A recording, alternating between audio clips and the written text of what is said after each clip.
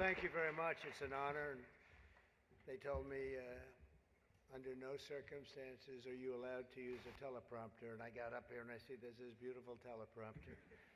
So here I am. But it is a tremendous thing. It's a tremendous dinner. I've come here with my father. So it was 3 times, but it was also many times before that, a long time ago. And it's a very special dinner.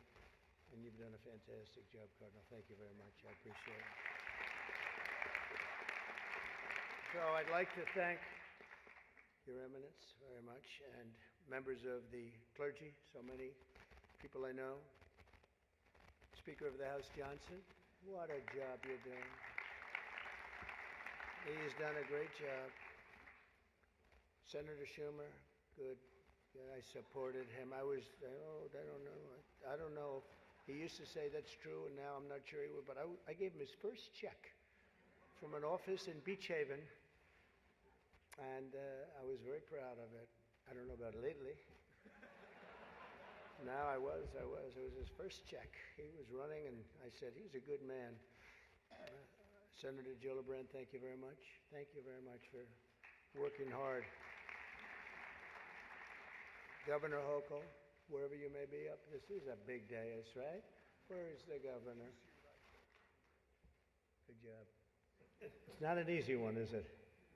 But you're doing all right. We have to get a little money from the federal government, I have to tell you. It's about time.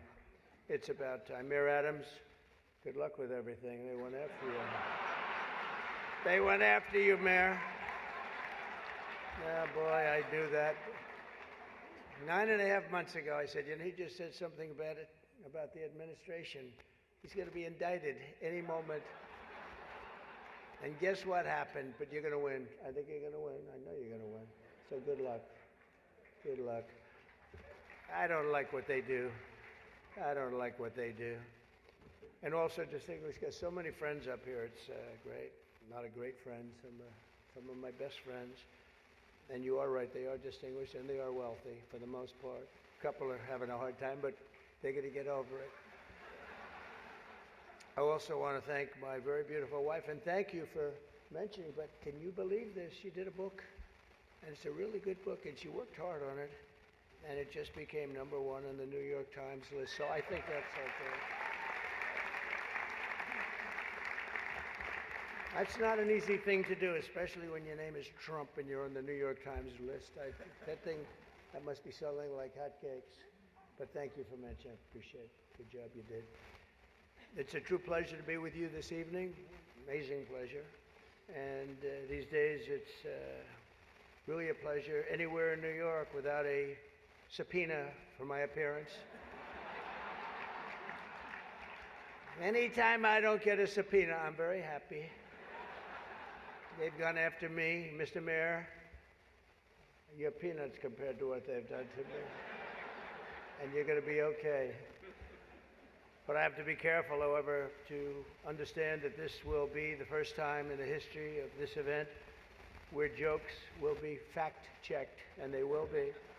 And they will be. It's been a long tradition for both Democrat and Republican candidates for President of the United States to attend this dinner. It's a rule. You got to go to the dinner. You got to do it. Otherwise, bad things are going to happen to you from up there. You can't do what I just saw on that screen. But my opponent feels like she does not have to be here, which is deeply disrespectful to the event and in particular to our great Catholic community. Very disrespectful.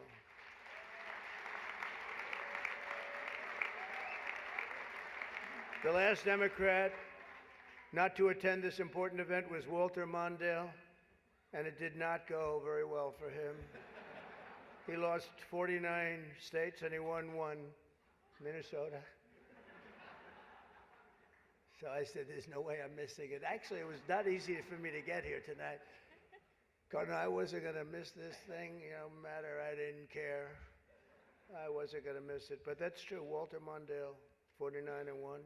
He was expected to do well, and it didn't work out.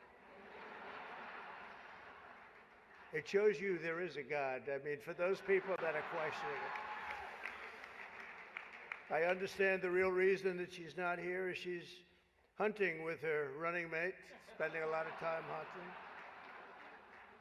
In any event, it's a weird. You know the word weird. They call me weird. They call JD weird. We're very solid people. This guy is calling us weird, but this was weird that the Democrat candidate is not here and with us tonight. I want to also congratulate somebody's going to make us all healthy. RFK Jr., we love you. I don't see him. He's campaigning all over the place. He's campaigning. You're all over. Hello, you both. Nice to see you both. You're doing a good job. He's a great guy, too. He really is. He's going to make us a healthier place. We're going to let him go wild for a little while. Then I'm going to have to maybe rein him back. Because he's got some pretty wild ideas, but most of them are really good, I think. He's a good man, and he believes the environment, the healthy people. He wants healthy people. He wants healthy food. And he's going to do it. He's going to have a big chance to do it because we do need that. I would not have missed the Al Smith dinner for anything in the world. I still remember coming here as a very young guy with my father, Fred. He was a great guy, my father. He was a tough cookie, but he had a very big heart. Anytime we'd walk down the street, and you don't see it too much anymore, there'd be people standing with tin cans, and he would always take out $100 and put it in that can. And I always thought it was beautiful. And frankly, I even think more so now it was beautiful, because nowadays you don't see it so much. But I miss him, and we used to come here very religiously. And a great New York tradition has been born 79 years ago. It was born 79 years ago, and there are some people that were here for almost that length. I know many of them, and it's not a pretty picture. Not a pretty picture. The two candidates for president are supposed to exchange good-natured barbs, and you know we get along very well. I didn't like Biden very much, and now I like him quite a bit. You know,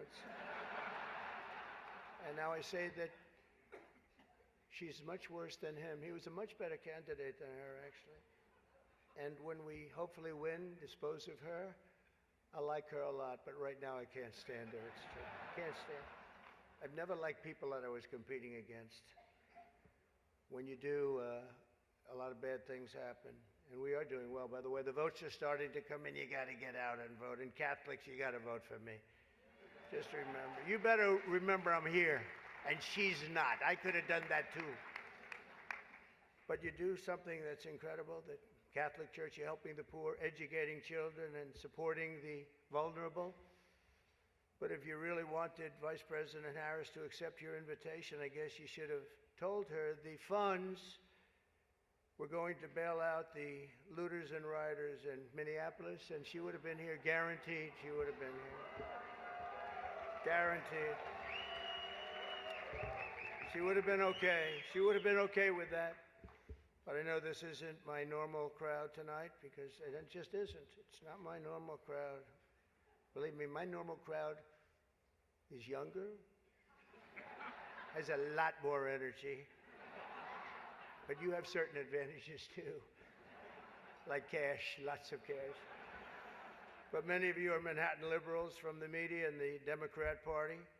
I always say the Democrat, you know, Chuck doesn't like that. He likes Democratic, and it sounds much more beautiful, the Democratic Party. I always say the Democrat Party because it sounds worse. It is true. He likes Democratic. Why don't they just change the name? This way, you know, it is Democrat. But I must say I was shocked when I heard that Kamala was skipping the Al Smith dinner. I'd really hoped that she would come, because we can't get enough of hearing her beautiful laugh. She laughs like crazy. We would recognize it any place in this room, and all polls are indicating I'm leading big with the Catholic vote, as I should be, But I don't think Kamala has given up yet. She hasn't. Instead of attending tonight, she's in Michigan receiving communion from Gretchen Whitmer.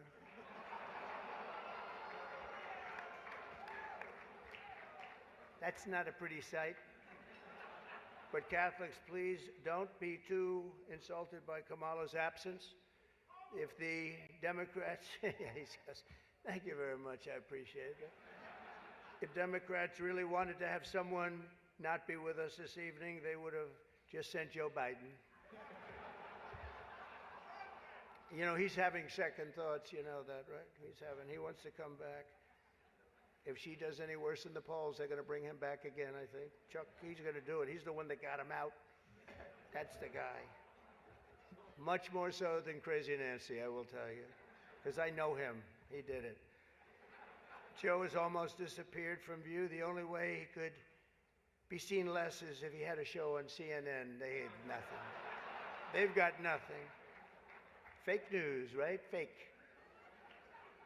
That term wasn't good. You know, they say that term is no longer in vogue because it's much worse than fake. I don't want to tell you what the real name is. I won't do it because all those cameras would shut off immediately. They don't like that. But apparently Joe didn't think it was fair for me to have the podium to myself with Kamala skipping the event. So he called, looked at me, and said, "Don't." Does anybody understand that? Yeah. I thought it was actually very good until just now. It was announced this morning that at a funeral yesterday, in a rare moment of clarity, Joe told Barack Hussein Obama that, quote, only a few people got that. Or as Rush Limbaugh used to say, Barack Hussein Obama. Remember, Barack? He was a piece of work. We miss him. But as he told Barack Hussein Obama, quote, "She's not as strong as me. She's not as strong. Do you understand that?" And Obama agreed, saying, "That's true. Other than that, I think the Democrats are getting along quite well." Right? Nobody got that one. The fact is, we need new leadership in this country. Right now, we have someone in the White House who can barely talk, barely put together two coherent sentences, who seems to have mental faculties of a child, it's said. Is a person that has nothing going, no intelligence whatsoever, but enough about Kamala Harris. Let's get on to something else. I know Kamala's word because she spends a lot of time complaining. I won't agree to another debate. But the truth is, I've debated twice this year, once against Joe Biden and once against David Muir of ABC. That was amazing, 11 times. None for the other side. Do you think that's fair news? I don't think so. That's fake news. I don't know what's going to happen 3 weeks from now. It's going to be very interesting. It just started. It's actually, isn't it sort of exciting? Right? It really, isn't it just exciting what's going on? It's a process. It's a rough process, too. Not so pretty, and yet sometimes very beautiful. But the press is reporting that Democrats are starting to panic. They're panicking. They are panicking because, you know, the votes that are coming in very, very strong, a certain way. I won't tell you what way that is, but Chuck Schumer is here looking very glum. Doesn't he look glum? He looks glum. But look on the bright side, Chuck, considering how woke your party has become. If Kamala loses, you still have a chance to become the first woman president.